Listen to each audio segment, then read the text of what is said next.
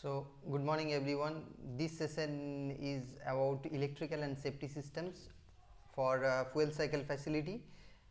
So, fuel cycle facility is the electrical and safety support system is more or less similar to that electrical systems of nuclear power plant only there will be few differences. So, the intention is not here to teach you electrical theory, but to help you understand how power system support safety, especially during abnormal and emergency condition. So how many of you have worked during a complete power failure scenario? Yes, Mr. Rohan, Deepak. I think every one of us has worked in during a complete power failure scenario. Somebody might have worked in class 3, somebody might have worked in partly power failure scenario. So this is a session is about safety continuity and not electrical calculation.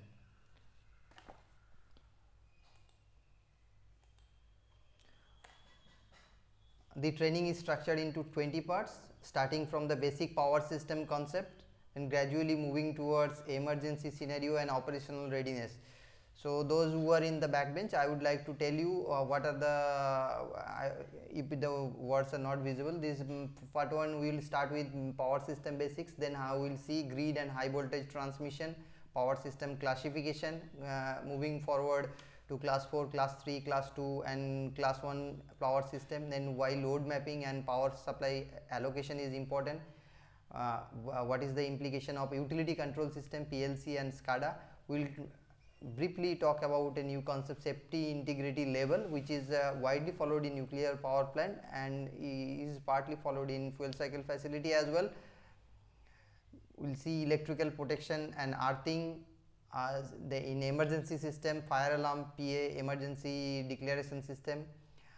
And moving forward, we will brush up on motors, starters and VFDs, lighting system, illumination, and if time permits, we will talk about batteries, size backups, communication and networking system, lightning and aviation obstruction lighting, emergency scenarios and case studies, and operation maintenance readiness. And we will then summarize and the things, and if time permit we will discuss about some technical questions. So let's start with the first topic, power systems basic.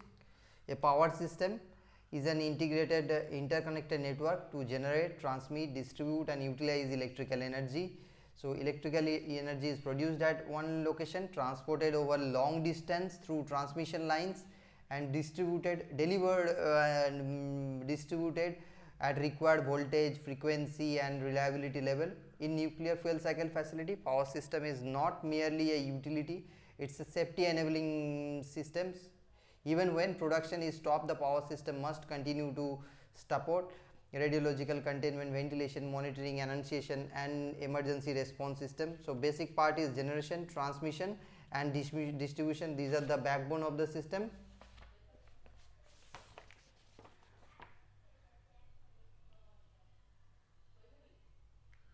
So why an industrial facility doesn't generate power locally? Can anybody answer? Yes, why don't we generate power inside the plant? Because if we generate the power plant, then it will be capital intensive, require fuel, logistic, cooling support and grid synchronization, difficulty in small and medium facility. So reliability is better when connected to a large interconnected grid. Therefore nuclear fuel cycle facility depends on external grid power supply only. These systems are often confused. Three systems are there and must be clearly understood: electrical energy, electrical power and load. These are three things: energy, power and load.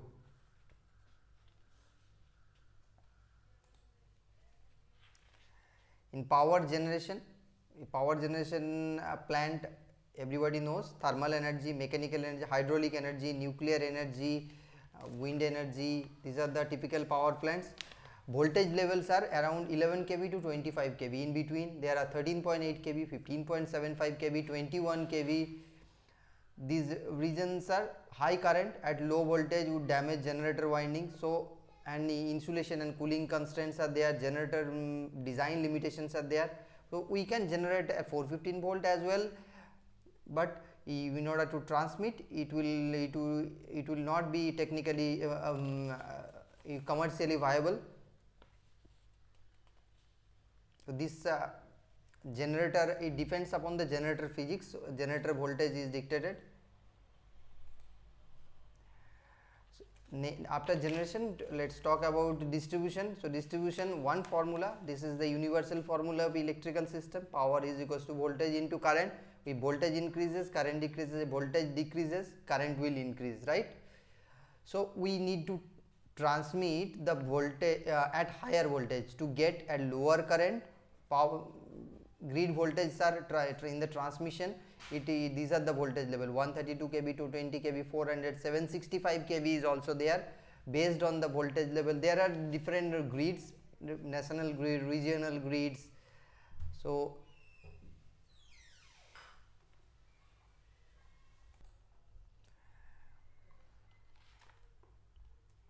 and if while supply this is the grid, and while supplying to the plant, it will be stepped down then to from 220 kV to 132, 30, 11 kV.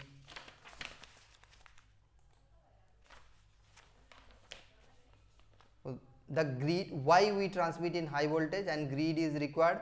Grid, this because as I square r ohmic loss, this is the major losses, because long distance lines will be there, so there its resistance will be quite high, and the more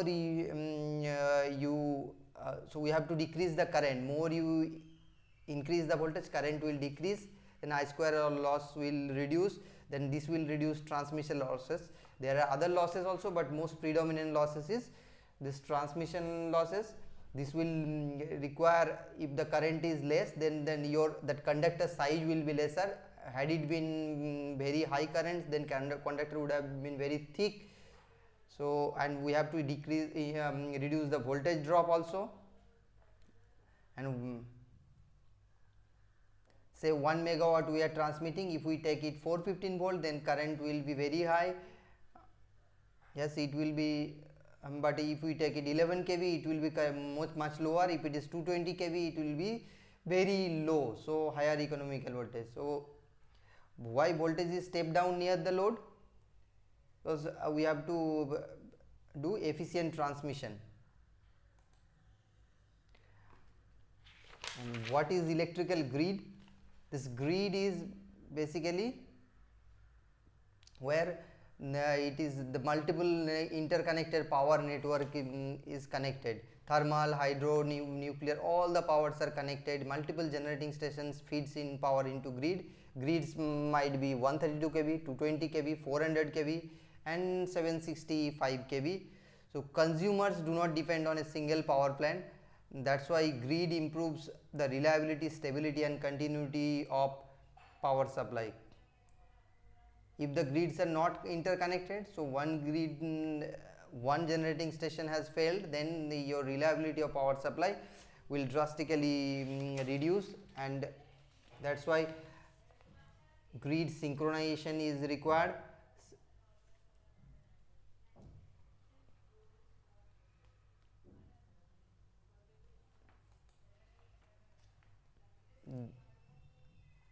We see these are the generating station, so this is the consumer, then transmission, then this is our grid where multiple voltage levels are there. Somewhere it is 220 kV is going, then further going to one region, somewhere it is going 11 kV. In distribution level it is 33 kV or 11 kV. In grid level it is transmission 220, 132 kV or higher, and utilization level 415. Also some industrial plant draws 11 kV, 3.3 kV and 415 volt. Here it is 11 kV.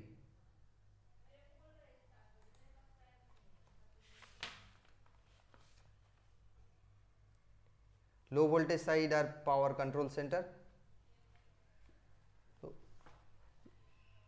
So power supply classification is based on the criticality of the load. Some loads can tolerate power interruption, some loads cannot tolerate even momentary power loss. It depends upon the nature of that load. So power classification ensures safety oriented design, optimized use of DG, diesel generator and UPS, and it avoids unnecessary design. So safety related system must remain functional during grid failure and DG transition, and for the reliability expected from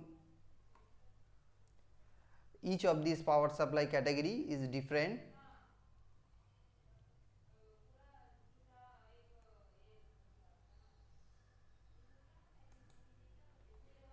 In class 4 normal grid power supply is there, supplies bulk plant utility loads. In class 3 DG backup power supplies essential services during grid failure. In class 2 no break AC power is fed through UPS, in supplies control instrumentation monitoring, and class 1 is no break DC power supply. Each power class forms a layer of defense.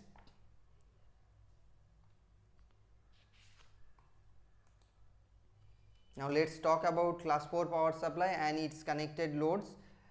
Class 4 power supply, it is the grid power supply directly received from it. So what are the majority of our plant loads are from class 4 power supply? It is continuous power during normal condition. Characteristics of class 4 is it is high capacity economical power suitable for long operation supplied from external grid. Limitation is there is any disturbances is there, it is possible if it may go out, and it is not a safety grade power supply. Class 4 is very reliable but not guaranteed.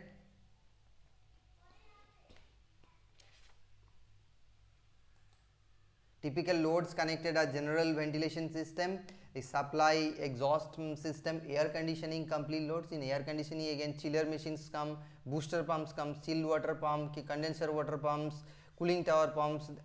If we take even one air conditioning system, it will be a bulk amount of load it is consumed.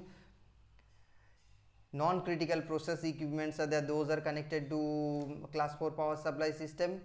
So it is majority of the process equipments are like that. Process equipments they are inherently safe, most of the equipments those are power intensive. So those are from the class 4 power supply. General lighting, office utility services.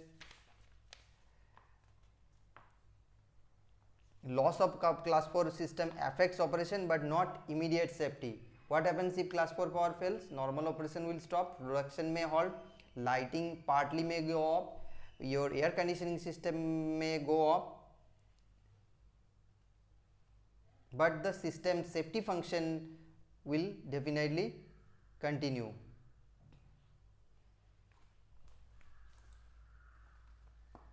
This we have already seen. So when the class 4 power fails, then we need these backup power supply, class 3, class 2 and class 1. That's why we will go to this backup power supply.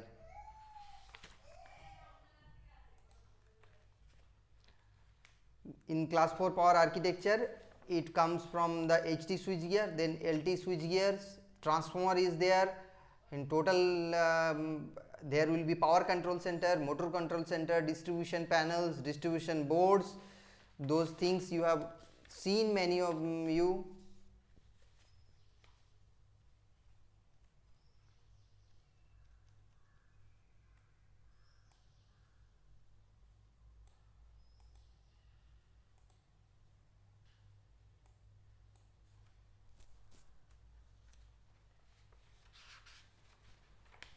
Next, see class 3 power supply, how it is constructed. Grid power fails, then diesel generator will come automatically in line. So there will be sensing relays that grid power has failed, it will start the generator.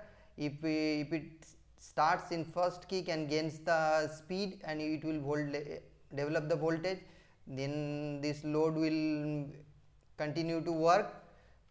If doesn't start in first kick, then second kick, then third kick, so like that.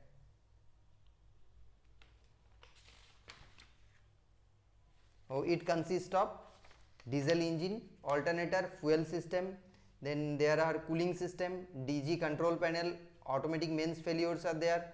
So DG start and load transfer occurs when DG receives the signal.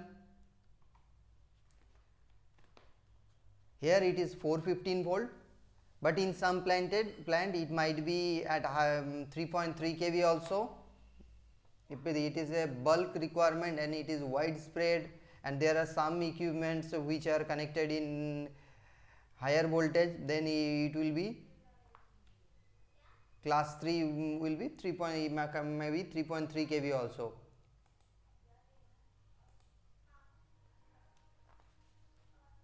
Automatically it will start when class 4 power fails. This we have already seen. Class 3 power feeds essential motor and utilities. The loads are your glove box exhaust ventilation, fume hood exhaust, critical laboratory ventilation, effluent transfer pumps, compressed air system, vacuum system, emergency lighting. These all are connected in class 3. Along with that, class 2 system and class 1, these two also gets the power from class 3 system. These are also major contributor of load.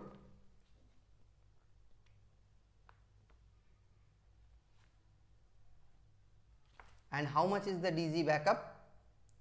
DG backup, it can run, typically the fuel is 10 to 12 hours it can run. If the load is low, then it can go for longer period also, but we can refuel, and we do also if there is a continuous power outage. It is tested many times. When there is a shutdown taken for long period, at the time online refueling has been done. So class 3 power system support safety related, but not the entire plant. Next is our class 2 power system. When class 3 is not there, I mean when the class 4 fails, class 3 will require some time to come. So at that time class 2 power supply system comes into the picture. So there are some loads which cannot break, uninterrupted loads are there. Which are such loads? Like utility control loads. You need these are the eyes of the operator. We will see in depth why the utility control system cannot fail.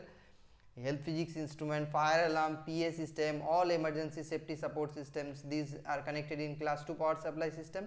Main component of class 2 power supply systems are rectifier, battery bank, inverter, and these are associated switches, static bypass, filter, manual bypass. Backup duration 15 to 30 minutes. This is there is a delay between DG to start, so at that time it will reach that. So how much this should have been the duration? Is it 30 minutes or 2 minutes, 5 minutes, 4 minutes? Can you say how much should have been the duration?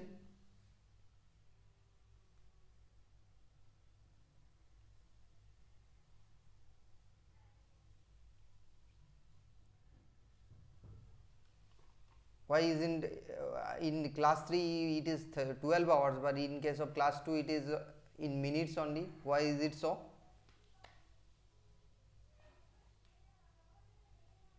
This is because our battery bank size will be very high, and our class 3 system will come. We require it only for the safe shutdown. Now once this plant is safe, so people will be coming outside. At that time class 2 is required, but it is expected that class 3 will come, and if it doesn't come, then in that case alternative arrangements needs to be done.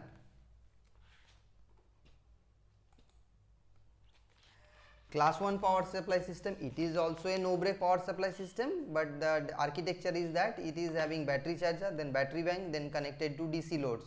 So class 1 is a battery powered DC power supply system. If we see summarize, then class 4 normal power, it can fail anytime, but no, it is reliable. Class 3 is emergency DC power, 2 minutes interruption. Class 2 cannot fail, it is no break power supply. Class 1 is also no break, but it is a DC power supply. The difference is that here it is not AC, so inverter is not there. So once the inverter is not there, so then it becomes more stable power supply, more reliable power supply. It is independent of grid, DG during discharge, so nothing is there. The loads are protection and trip circuit, evacuation heater, emergency declaration, critical switchgear control. This protection circuit and critical switchgear control circuits are of class 4 power supply. So you see, class 4, it is feeding the protection and control for the class 4 power supply. Now say class 4 is not there, so why do you need class 1 power supply for that? Can anybody answer? See, class 4 is not there, so but there is a, say there is a fault and class 4 comes. Now already the system has tripped and there is a ground fault, so who will give the protection? Immediately this class 1, if the protection system is not functional, then your indication lamps, how these indication lamps will glow if that power is not there? Even though your, suppose one breaker is off, so its indication lamp has to function that it is off, so it will show off indication, or it has tripped, it will show the trip indication. If it is a different power supply, so it won't be able to show you that indication it is off. You need one indication. Please note down if you do not understand anything on any of this topic. We will discuss at the end of the class. Once again, if you have not understood any concept, you can note down the part number also, which part number you have not understood.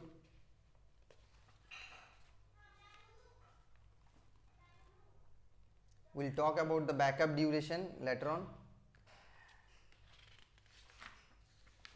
Now next is, which load should be connected in to which category of power supply, why and why this load mapping is required. So we have class 2 that has DG. DG, how much fuel we can store, so that has a limitation. We cannot store whatever amount of fuel we want, we cannot store. So again, UPS has battery bank, so we cannot connect everything in the UPS. So we require the correct load mapping of class 4, class 3 and class 2 and class 1. Incorrect load mapping can result in safety system failure, unnecessary DG overload, oversized UPS system, poor availability. So principle of load mapping is consequence of failure and allowable interruption time, a requirement during abnormal condition, role in radiological safety. Broad category are radiological utility loads, process loads. We will see the loads. Before we go to the load list, I have a separate sheet for which will be given along with the lecture note, where the load lists are mentioned, not detailed here. We will see some load list here. So before that, we need to understand one concept, connected load and maximum demand. Why this concept is required? This concept, tomorrow some of you will be becoming project manager, say you will be making one in new facility. So at that time you need to understand this utility, radiological utility services, what are the things are required, and you cannot design a system considering all are important. So you have to give some importance to some equipment, and you have to leave some equipment, and also you cannot design it for very high capacity. So here comes the concept, connected load versus maximum demand. Say in this room I am talking about, these are the outlets, 15 points are there here, each point capacity is 2 kilowatt. Now what will be the connected load? So theoretically we can connect 30 kilowatt load here. Now I can, what I will be practically connecting here, this monitor, one projector or one laptop, that's it. It will be less than 1 to 2 kilowatt. So in this room it is never going to increase that more than that. So in realistic condition, this will be 2 kilowatt or 1 to 2 kilowatt. This 2 kilowatt is your maximum demand and connected load is 30 kilowatt. And standby and redundant load concept also important for calculating connected load and maximum demand. Say we have pump A and B, ventilation blower 1 and 2, so one will be working, one standby, these two will never be started, so this is the redundant. So here the connected load is A plus B, but the only one pump will be running, so maximum demand is only one pump. So here in all category of power supply, this connected load and maximum demand must be designed, and then only once you have these data, then you can communicate to the grid level or other units how much is the power requirement. These are the broad data you require, and you can, based on this load only, you can compare different plants, how is the big size, even though you don't have that footprint of the plant, based on this maximum demand you can guess how big will be the facility. Let's see the allocation. Class 4 loads, this has been already covered in your mechanical utility services, I hope so. And this class 3 DG power, glow box, exhaust, ventilation, pumps, compressor. Then class 2, these loads are there. Class 1, this evacuation hooter, emergency declaration, protection systems. Now if you see a ventilation system, now in ventilation system there are different parts, all parts are not in the same power supply. Main blower is in your class 4 system, but in the ventilation system, if you take one example of a blower, exhaust blower, it has a compressor. It is not a compressor is there which is giving the pneumatic. Now its pneumatic control systems required compressed air, so compressed air is backed by class 3 power. Now this pneumatic control systems means giving the command to the exhaust system or giving the command to the damper for controlling, adjusting the pressure. This is done with the help of class 2 power. And how much is the pressure? So that is done given by utility control systems. So that is backed up by class 2 power supply. Now this, if this is not working and emergency has to be declared, then that requires class 1 power supply. So even though this broadly it is general ventilation system is connected in class 4 power, but these associated systems are which is safety critical, it's an system, so are in other category of power supply. Similarly, you have breathing air station, vacuum pumps, domestic water, process water, effluent system, these are connected.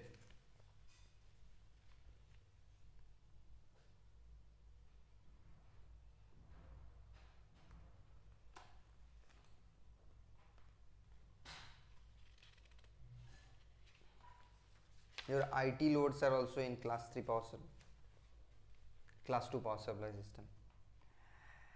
Next, why utility control system is required? Utility control means we are monitoring and controlling all the things from a single point. See how many utilities are there here. Wing 1, wing 2, wing 3, wing 4, and each wing there are ventilation, and ventilation again you have supply, exhaust, glow box, then again compressed air, air conditioning system related equipments, power systems, DG.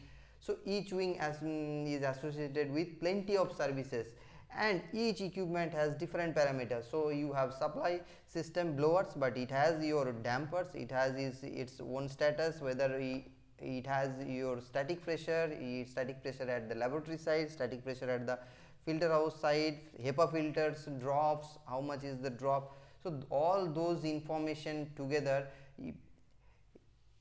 will constitute of enormous amount of data, and nobody will be able to remember, even though he is working for 15, 20, 30 years, so it is not possible to remember those data and continuously monitor, go and check and monitor. So that's why you need to have a utility control system for each of these system. Manual operation is not acceptable. Utilities run 24/7. Systems has to be interlocked. An exhaust system has tripped, so supply has to trip. So this has to be automatic. So for that, utility system required. Human errors are there. Simultaneously, multiple system may fail. So during power failure scenario, then the operator has to restart everything. So if all these systems require a centralized system. What are the basic parts of this utility system? It is consisting of a PLC. Rather, it's not one PLC, it is multiple PLC and its input output modules. So here in this plant it is having 26 locations. Input output module panels are there, and PLCs are at multiple location, at 2 location, main and standby. So how they are connected? If we take from each plant, each location, if we take the cables and take it to the control room, it will be a huge amount of wires. So these are connected with the help of an industrial network, and from the industrial network, SCADA workstations are there. What is SCADA? Supervisory control and data acquisition system. Here in graphical interface, all these utility systems are shown, their data is logged, graphically displayed, their alarms and trends are generated. It will they will give the changeover command, they will give the adjust the set points as per requirement, they will get the safety alarms, all these things in SCADA. I am not going in detail for each of this topic due to paucity of time, but if anybody wants to know more about that, they are welcome. They can contact me separately. The devices are in the field input. Field devices are sensors, transmitters, then remote input output modules, network switches, and these things require power supply. In order to understand what are the things required, we will cover these things. Systems covered under utility control systems, although it is written this system, basically it is all the systems are covered. So if we take a typical example, what are the systems coming in the utility control system and what are the components? I am not going to break down each of the things, but I'll be talking about, let's say, simple system: effluent transfer system and electrical monitoring system. So effluent transfer system has effluent pumps to transfer the system. So these pumps on off control is required, that requires digital output. Pump status will be required, that requires digital input module. Then level has to be monitored, that requires one level transmitter. Here ultrasonic type level transmitter is used. And then level switches. Suppose the level tank has spilled over and it has come to the pit. So what is pit, what is the effluent transfer mechanism, that I am not going to cover because it is already covered in the mechanical system. So if it is spilled in the pit, so there we need some switches to identify. There we can put the level monitoring instruments also, but that's not required, that's an rare phenomena. So we need only switches. So that is a level switches. We require level, that will be connected in digital input. Then in electrical, say there is a VFD, so VFD status, then breaker status on or off, then we are giving command to the breaker on or off, so that requires digital output. Monitoring voltage, current and power, that requires voltage, current and power requires, current requires CT, and meters, multifunction meters, and to monitor that require communication modules. These can be monitored separately, voltage, current and power, but the more convenient way is with the help of a communication module. I am not going in detail of that. What are the different things utility control system, that we are not going to cover now. If anybody is interested, please contact me later. Next part is safety integrity level. How many of you have heard about this topic, safety integrity of level?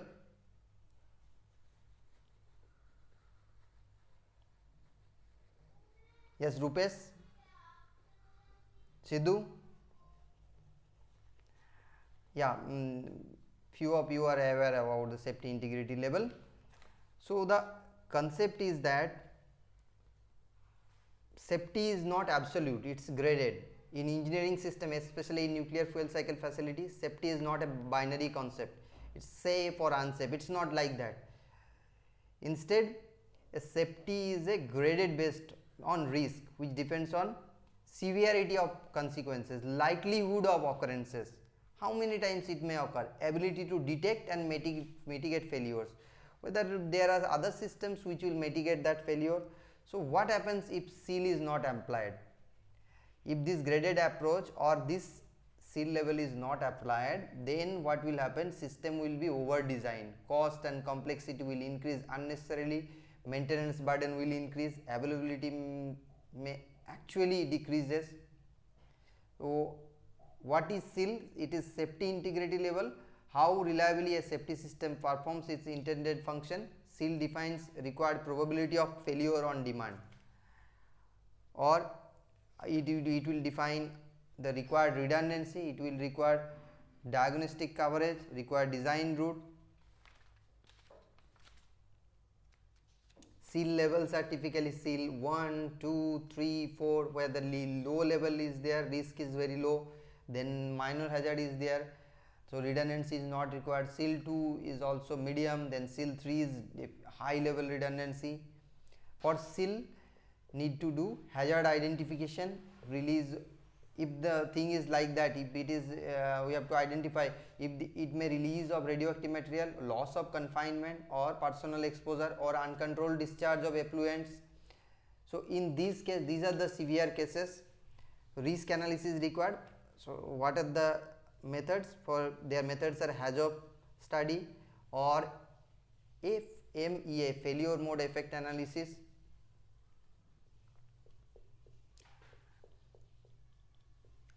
Relationship between seal and redundancy. Redundancy is not a tool, it's a goal. More redundancy means more safety, but poorly designed redundancy introduce common mode failures. Type of redundancy are your 1 out of 2, 2 out of 3, standby redundancy, active redundancy.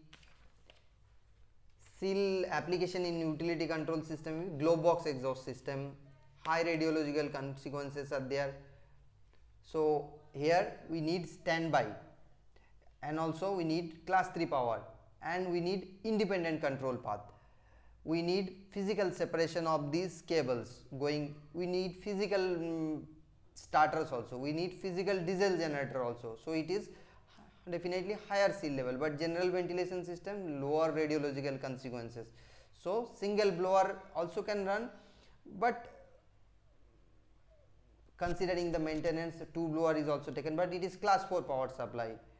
Okay, it can be from the 1 transformer also, 2 transformer. So then domestic water supply, no consequences is there, but if it is a process water, there will be some consequences. Physical separation is also important, like fire affecting the redundant cable, flooding of common cable trenches. So seal versus availability, seal focuses on safety, availability focuses on availability.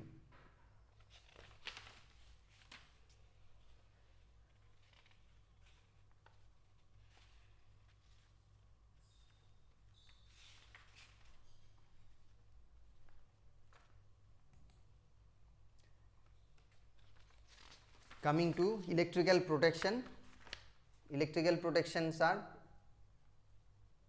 to protect personnel from electric shock, also prevent equipment damage, avoid fire hazard, isolate faulty sections quickly so that the rest of the sections can function properly.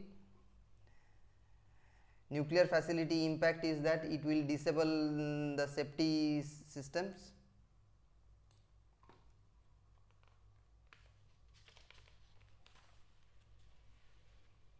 Nature of electrical hazards are electric shock, arc, flash. Typical faults are overload, short circuit and earth fault. Overload devices are circuit breakers, air circuit breaker, MCCB, MCB.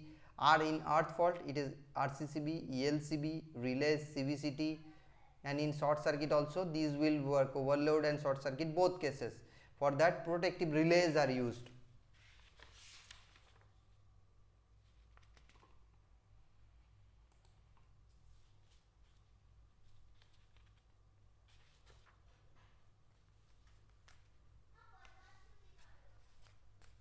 In earthing system, it is a part of the protection.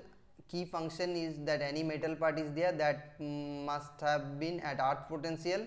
Protective devices will also work properly if there is earthing. In earth fault, if it is earthing is not there, so earth fault relays will not work properly. Earth leakage will also not occur properly. Metallic equipment are motor, panel, cable trace. So typical earth resistance may be 1 to 2 ohm. Normally these earth pits are interconnected, so that in some way this goes to the earthing grid. Next topic is our fire alarm system. Everybody of us has seen the fire alarm system. I think you have undergone the training also. Now this fire alarm system will work with the help of detecting devices. Detecting devices are detector and manual call point. Detectors can be smoke detector, heat detector. Smoke detectors are photoelectric type or ionization type. Ionization type uses radioactive source americium-241, and photoelectric it is based on photodiodes and transistors. One is used for smoldering fire, another is incipient fire that doesn't have smoke. Ionization used for incipient fire and smoldering fire photoelectric. Nowadays higher LED based detectors also available. So here the detectors are multi criteria, it means it can work in heat as well as smoke, both cases. When fire comes, then in fire alarm control panel located at control room, alarm will come, and there are few rooms which are sealed, or there are detectors above false ceiling. So for that response indicator is provided below. So when somebody comes, you will be able to find out the response indicator and see where the fire it is.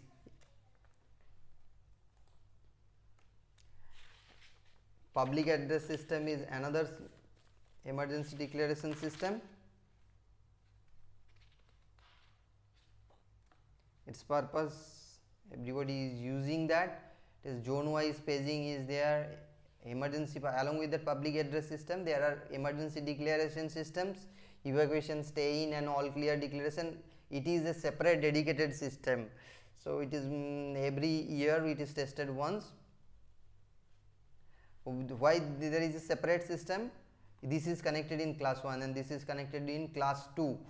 So in case this emergency PA system is not working, or if it is working also, then we have a separate dedicated system for emergency declaration, and all these are connected with this. PA is in class 2 and this one is class 1.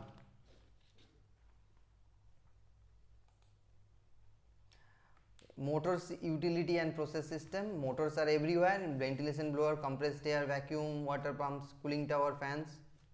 Motors are controlled with the help of dual starter or start delta or VFD starter. Our exhaust systems are with the help of VFD. Speed control is possible here, as well as VFD is a very soft start, smooth start. In start delta it is 1/3 current.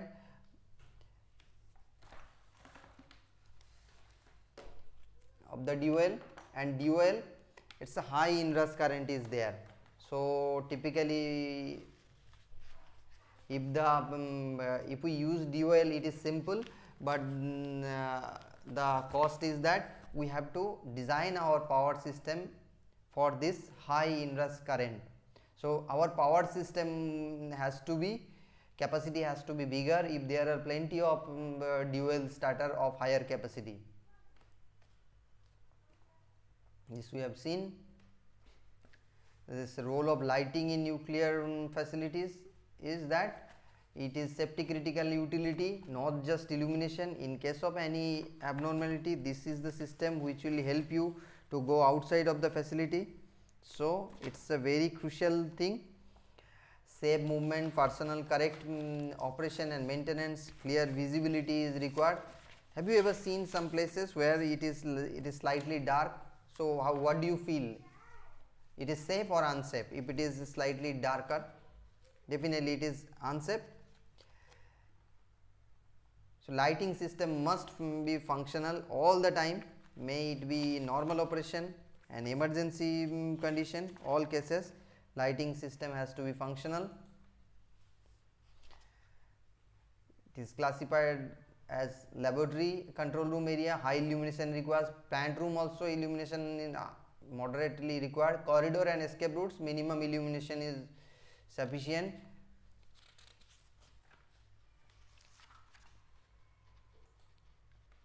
Lighting requirement in different area is tabulated here, laboratory, in sitting places.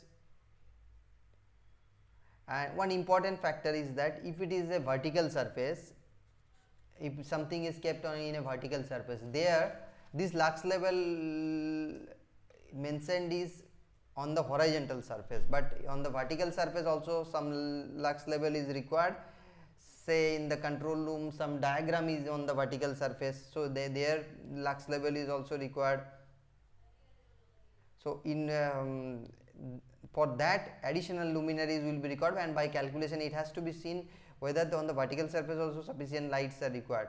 And in art gallery you can see this is very low light level, because if the light exposure will damage that. This unit is in lux, whereas each luminaries, each light fixtures, its output is in lumen. Lumen per unit area is whatever that will be give you the lux. This is color temperature and CRI. If somebody interested CRI, I will explain later, not right now. Different lighting technology and their advantage disadvantage is given here. So what do you think, which one is the best light here in terms of lighting efficiency? LED light. Do you know we have left CRI. For CRI, yeah, let me explain the CRI part. CRI is color rendering index. Say your dress color is red, so it will, in the light it will show red only if it is having good color rendering property. In LED it is still lagging, so best color rendering property around is sunlight. Incandescent is also same, halogen is also same, but the remaining have very poor color rendering index. We have left the class 2 part. During class 2 system I talked that we will be discussing about the battery. So battery sizing and selection for class 1 and class 2. Battery is sized in ampere hour. Yes, 100 ampere hour, it's written as C10. C10 100 ampere hour means for 10 ampere it can give backup up to 10 hour, but typically our backup duration is 15 to 30 minutes. So it will drop.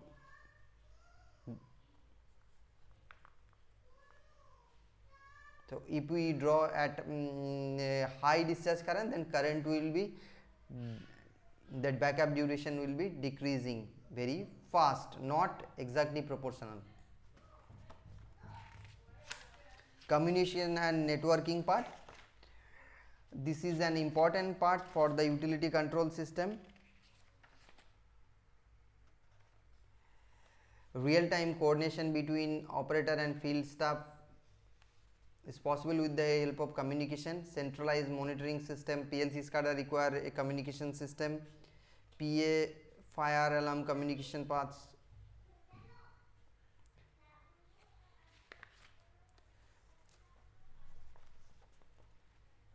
This is a typical communication network shown. There are switches used. Switches are your unmanaged switches, then layer 2 switches, layer 3 switches. Oh, let's say we have discussed all these things: PLC, VFD, remote input output module, SCADA station. All these are connected to layer 2 switches, and all these layer 2 switches are connected to layer 3 switches through optical fiber. How is the typical IP configuration? It is same as your PC IP. This is class 4. This is IPv4, and this is class A IP. This default gateway, it is the address of this L2 switch. If somebody is interested to understand it is in depth, please contact me later.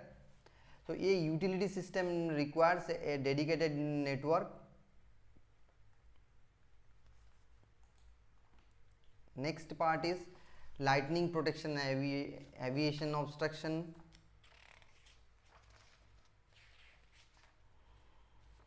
Telecommunication systems enables direct voice communication.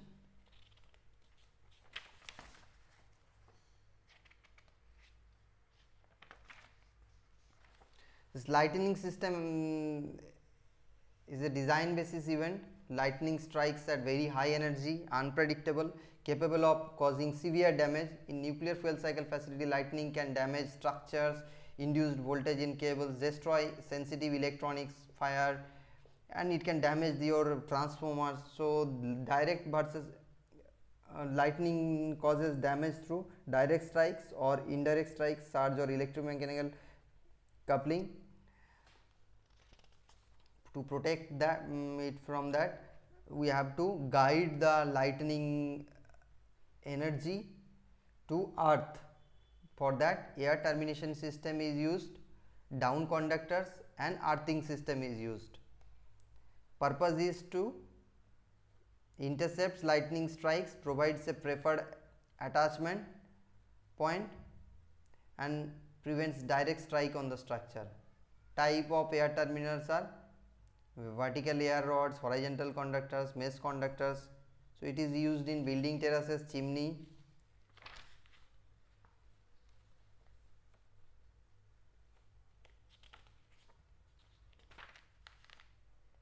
And surge protection devices are also installed in in transformers or outdoor lighting.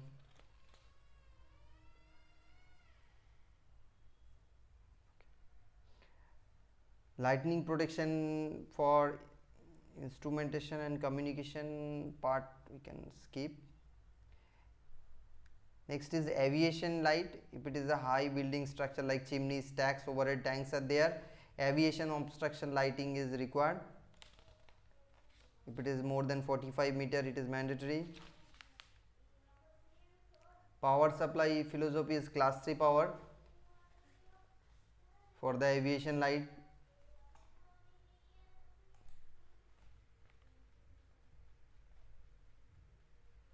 Lightning protection systems, a visual inspection for air terminals, continuity of down conductors, all these things are required.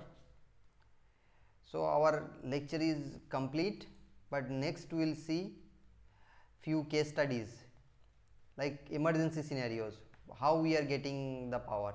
Say class 4 power has failed, so grid has failed due to any reason, maybe due to local failure, outside failure. Then what will happen? Your DG will, then what will happen?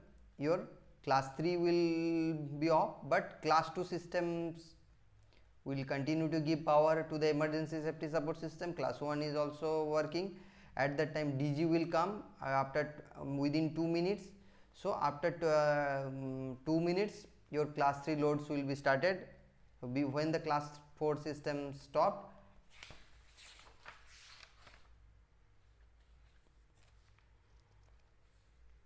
your ventilation system will be off, including glow box ventilation, and glow box ventilation system will resume when the DG starts.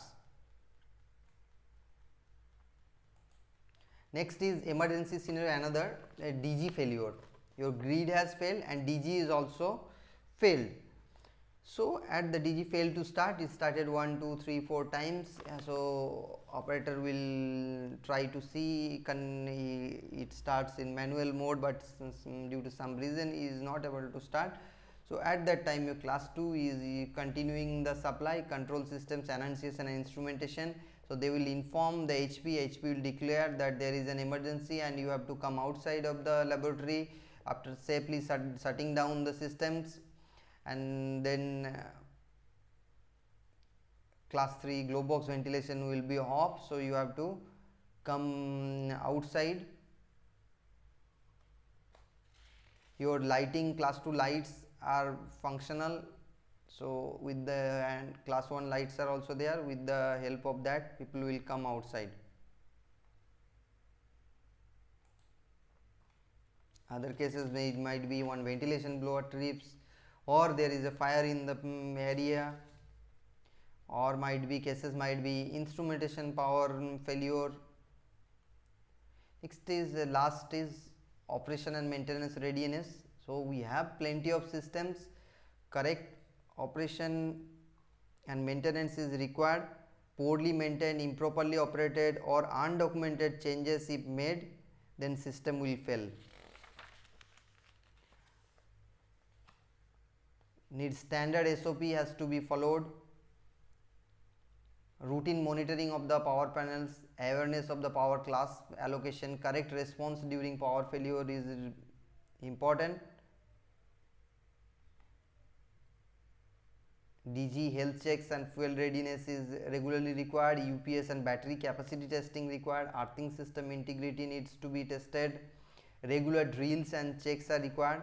A system might be well designed, but if those are not tested, operated or maintained properly, so that is not going to be useful. So for that, audit is there. That's all.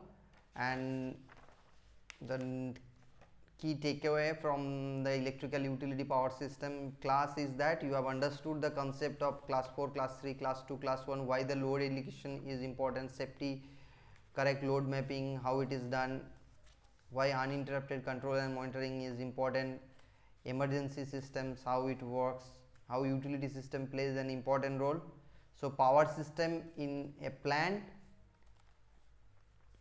exists not only to run the plant, but it exists to keep the plant in safe condition.